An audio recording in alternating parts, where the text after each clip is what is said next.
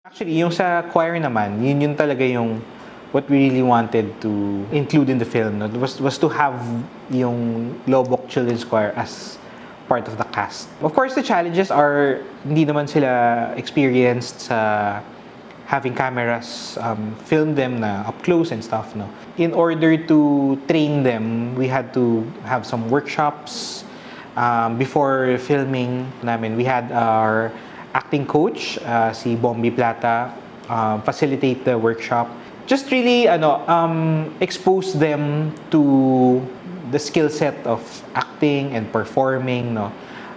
And actually sobrang swerte namin because the kids were really natural. I think kasi pag actor ka, it really helps kapag meron kang innate generosity na binibigay on screen, no? The kids were able to do that naturally, no? Kumbaga hindi pilit, no?